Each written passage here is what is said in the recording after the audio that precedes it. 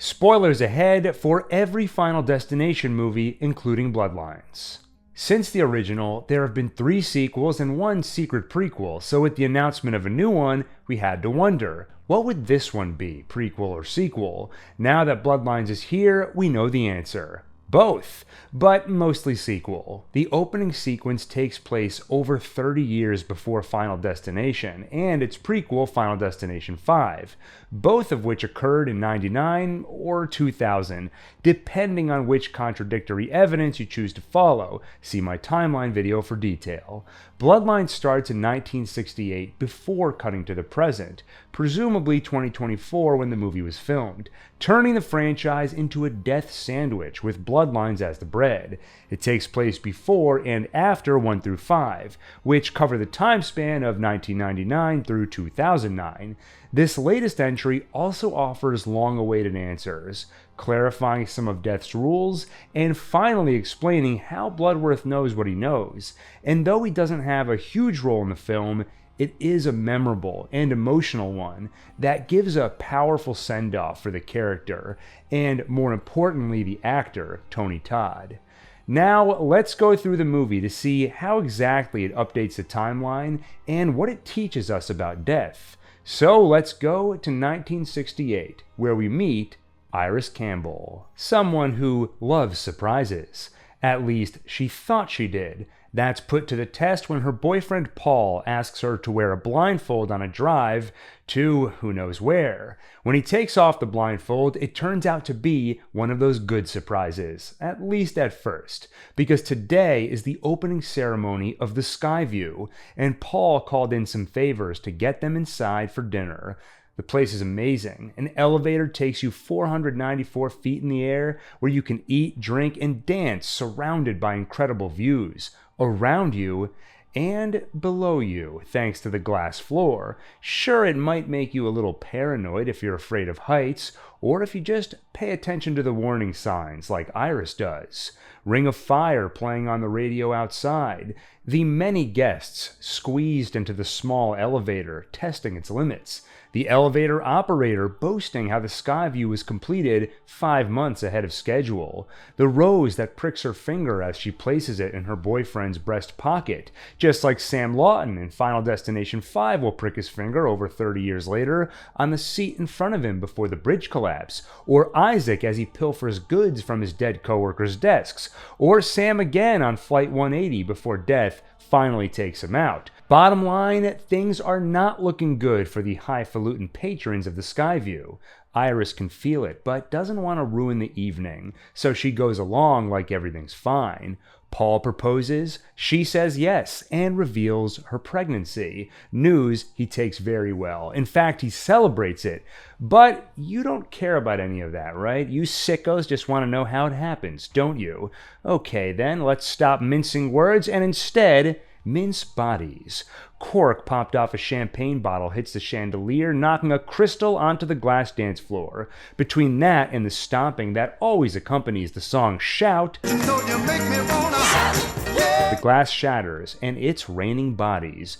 Dumbass kid throws a penny off the roof, which gets sucked into the vent, wedged into a fan. Fan blade breaks, launches into a tank, and the puncture sends a stream of gas onto the dance floor. So the lady on fire, thanks to the flambe that fell on her and all the chaos, explodes when she hits that gas. Many die in the fire, including Evie, last name Bludworth.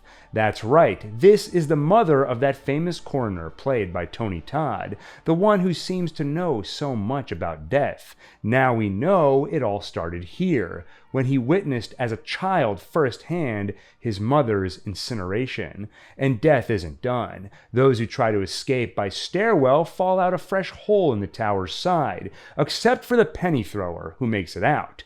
Those who try for the elevator push it over capacity and it falls. Especially brutal for the host, who was only halfway in when it fell, so now both halves of his body are separated by about 500 feet.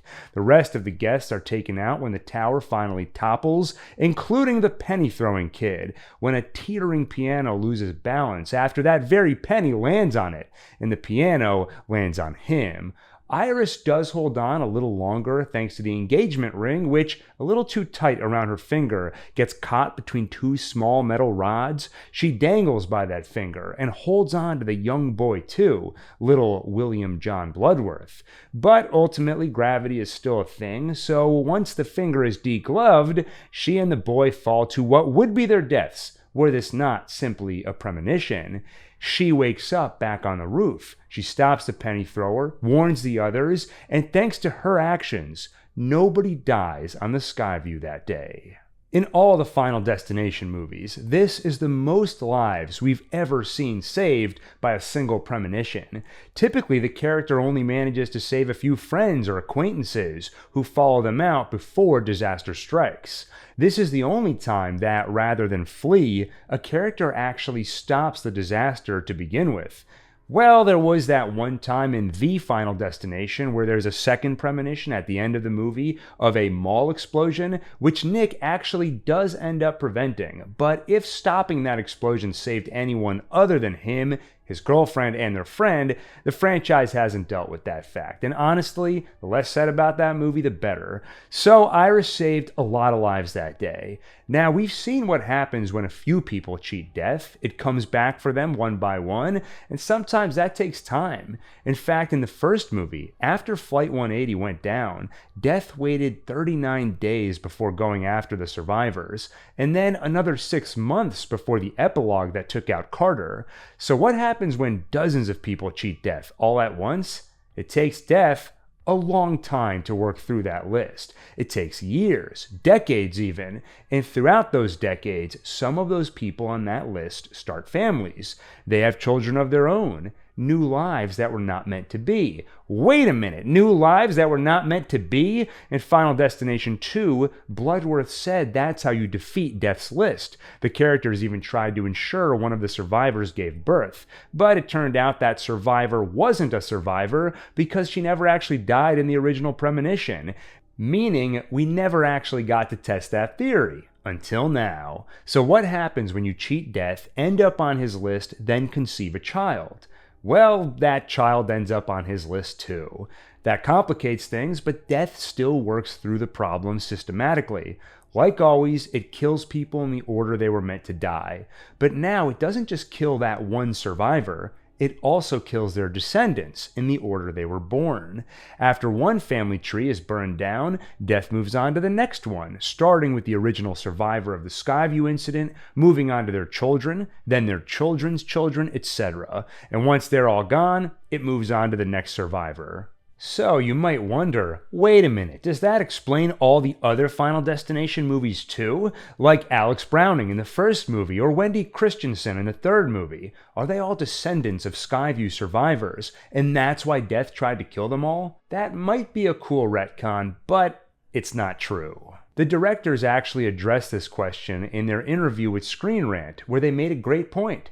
Bloodlines establishes that death works its way from the top of a family tree down through the generations, meaning it comes for parents before it comes for their kids.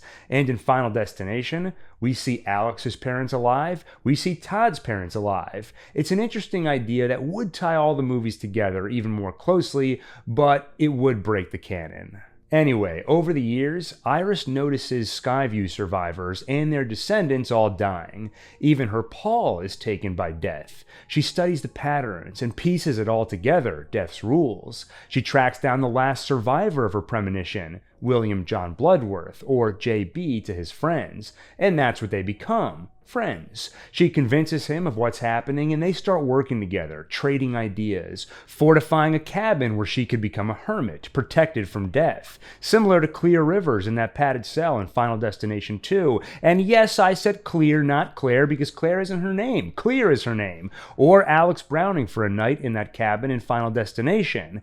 Now, that fortified cabin protects Iris, but it's important for Bludworth too, because he died right after her at the Skyview. So once Death is finished with Iris and her descendants, it will finally come for Bludworth. Over the years, Iris keeps tabs on the news. on the lookout for freak accidents to see what it can teach her about death. She hears about Flight 180 from Final Destination, which we know because we see a plane in her notebook, where she keeps a running list of ways death can kill you and how to avoid it. She hears about that logging truck from Final Destination 2, and more importantly, the girl who survived that crash, Kimberly Corman. It turns out Kimberly is the only person they ever found who legitimately cheated death, and that has huge implications. Like I mentioned earlier, Final Destination 2 introduced a new rule. Only new life can defeat death. By the end of the movie, Kimberly figures out what that means. She lets herself drown, her heart stops until she is resuscitated, meaning she effectively died, then came back, thus making her new life that defeats death. And that didn't just save her, it invalidated the entire list, saving any other survivors too, which by that point only included one other person, Officer Thomas Burke. The movie ended with both of them alive, but on the Final Destination 3 DVD, a special feature revealed they both died 5 years later in a wood chipper. Now, at the time, you could have written that off as an alternate ending, and not necessarily their true fate, and according to Bloodlines, that's exactly how we should read it. Bludworth doesn't mention Burke, but in the 2024 portion of the movie, when Iris's granddaughter Stephanie pays him a visit, he does mention Corman and confirms she lived. She is the only person Bludworth ever found who legitimately cheated death. The directors, in their interview with Screen Rant, even mentioned that an earlier draft of Bloodlines included a cameo for her. They also mentioned Burke as surviving along with her, so although Bludworth doesn't mention him, I think we can assume he lived. And we can call that newspaper article about a wood chipper in the Final Destination 3 DVD a premonition they avoided, one of death's many foiled plans. Though worth noting, we see in Iris's rambling notes a sketch of a wood chipper and a warning not to rely on safety measures, quote, usually created to avoid one danger but not others. This does raise a question though. If Kimberly is the first person they found who cheated death using the new life rule, how did Bludworth know it would work? Remember, she only found out new life defeats death because he told her it did. And this leads to a little theory I've come up with, one that doesn't paint Bludworth or Iris in the best light. How do you discover death's rules? One way is by observing patterns. Another is by hypothesizing and testing, getting involved directly. You can experiment with the lives of those who cheated death. Think about it. Iris and Bludworth are swapping ideas, and they come up with some hypotheses. Hey, what would happen if you were on death's list and you technically died? Your heart stops, but then you come back. Or what would happen if you killed someone else? How do they test those hypotheses? Maybe while Iris is cooped up in a fortified cabin, Bludworth gets a job as a coroner, a job that'll let him get close to death, and hopefully meet some who cheated, like we see in Final Destination 1, 2, and 5. And that is how he gets to test his and Iris's ideas. He can tell the characters in 5 that murder buys you time. He can tell the characters in 2 that new life defeats death. He doesn't know if either method will work, but he tells them anyway, so they'll try it. Then he and Iris can watch to see if their hunch was right. In other words, Bludworth got a job as a coroner so he could find survivors, to experiment on them, to gamble with their lives and see what he could learn about death. That means outside the movies we saw, there might have been other survivors where his experiments failed. Maybe he told one of them, you can cheat death by becoming someone else. Change your name, grow a mustache, and change your personality. Confuse death. Then they died and Bludworth was like, okay, that didn't work. He crossed it off the list, then back to the drawing board. What about new life defeats death? I don't really know what that means, but I'll just say it and see what the next survivors do with that. So where does this put us in terms of the rules? In my timeline video, we came up with 5. 1. If a group cheats death, it will come after them in the order they would have died, unless it was trying to kill them as part of a cleanup job due to indirect interference, in which case it'll kill them in reverse order, like in Final Destination 2. 2. If death is after you, you can buy more time by killing someone who isn't on death's list. Whatever time they had left will instead be added to your life. 3. If someone intervenes to save someone from death, death will skip them and go to the next person on the list. If everyone is skipped, death will simply start over with whoever is still alive. So intervening buys a little extra time, but doesn't actually save anyone. 4. Only new life can defeat death. And Bloodlines confirms it works. If your heart stops, then it's restarted. Not only are you saved, but so is everyone else on the list. Though in the Bloodline scenario, where you're talking about multiple family trees, I think death would take issue with dozens of people saved by one person's resuscitation.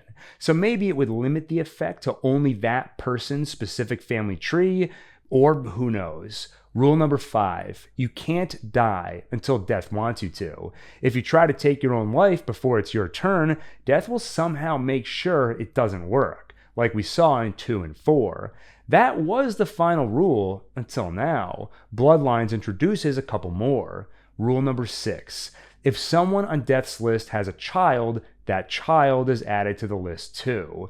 And number 7, which is sort of an addendum to 3 about intervening.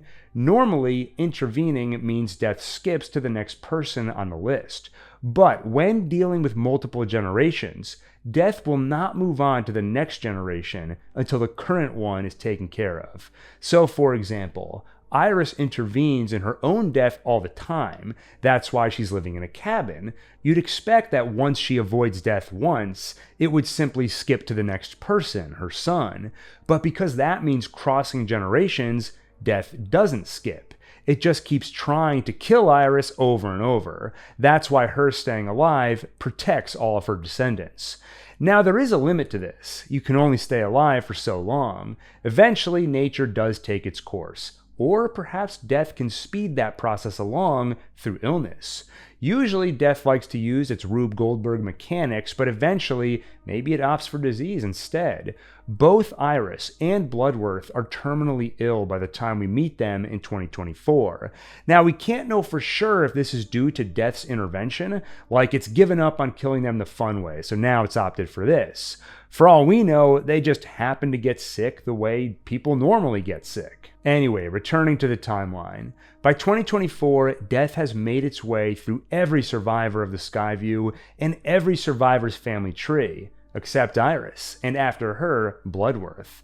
Then something odd happens. Iris's granddaughter Stephanie gets a premonition, kind of. Unlike every other Final Destination franchise protagonist who gets a vision of their own impending death, Stephanie instead gets a rerun. Every night she dreams of the premonition Iris had back in 1968. Why? Iris hypothesizes that maybe her cancer passed the premonition on to her, or maybe it's fate's demented sense of humor. I say it's a warning, either from a good force counteracting death, or from Stephanie's own subconscious picking up on psychic signals pointing to this fact. Iris cheated death using that same premonition almost 60 years ago, and soon the consequences of that are coming for Stephanie. Of course, she doesn't know any of that yet. All she knows is that for some reason, she's dreaming about her grandma dying, which is weird because her grandma isn't dead. But she is a recluse. Stephanie tracks her down at her fortified anti-death cabin. That's where Iris tells her all about death and its designs. She even hands over her notebook containing her research and life's work, filled with tips on how death will try to take you out and how to evade him. Stephanie doesn't believe any of it, so Iris proves it by stepping outside. Death does not waste the opportunity. Within seconds, Iris is dead in front of her granddaughter. The wind blows, knocking the sharp weather vane off her roof, puncturing a fire extinguisher, launching that weather vane through the back of her head. Like Iris said just before she died, seeing is believing. And now Stephanie is definitely starting to believe. With the initial Skyview survivor dead, death moves on to the next generation. Iris had 2 children, Howard and Darlene. Lucky for Stephanie, Howard was born first, so death begins with him and his children, before it'll go after Stephanie's mother and her branch on the family tree. Death makes its move after Iris's funeral at the family barbecue.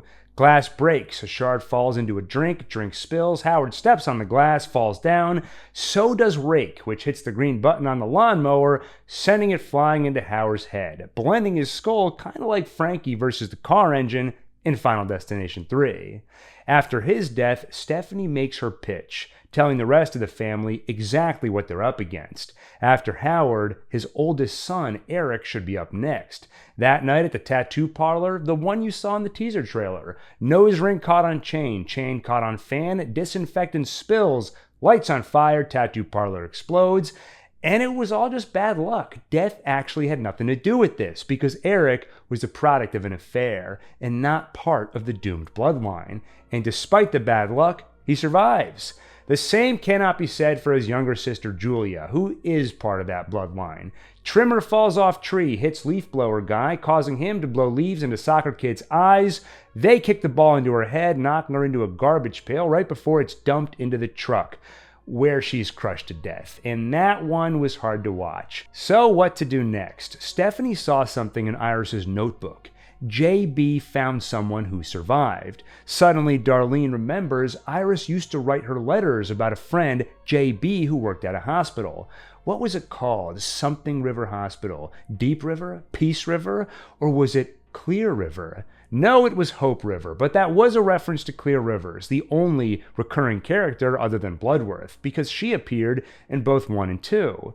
At the hospital, they find JB, or William John Bludworth, who tells them the only 2 ways to cheat death: kill or die and get resuscitated. Why didn't Iris ever try the latter? It's risky, and unofficial rule number 8.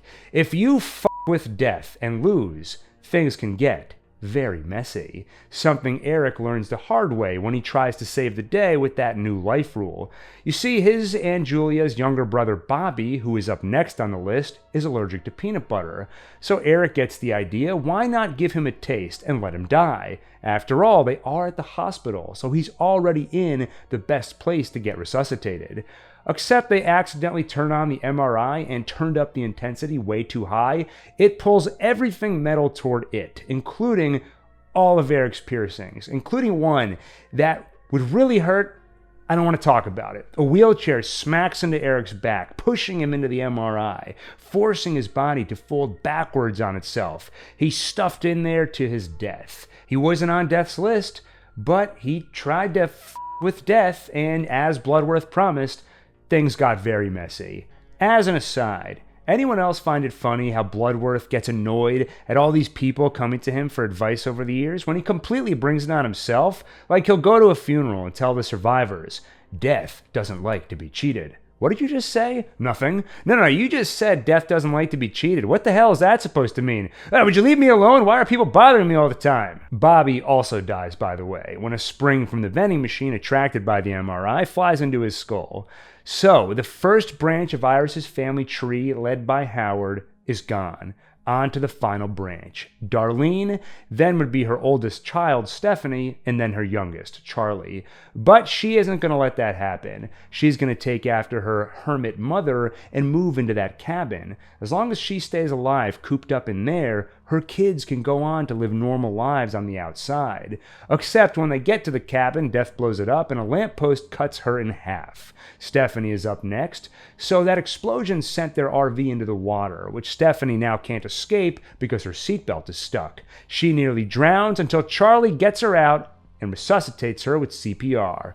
New life defeats death, a happy ending. Except wait, her heart never actually stopped. A week later, a train derails. They run and just barely manage to escape that train. The logs which fly off that train are another story. Stephanie and then Charlie are both pulverized. The end.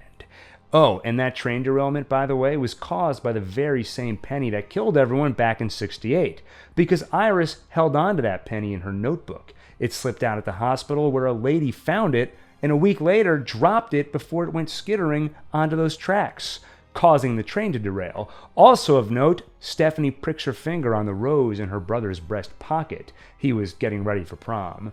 So there you go. The end. Question mark, because the movie is already on course to become the highest grossing of the franchise. So it seems another Final Destination is as certain as death itself. Also certain, more videos about it. So like and subscribe and all the things.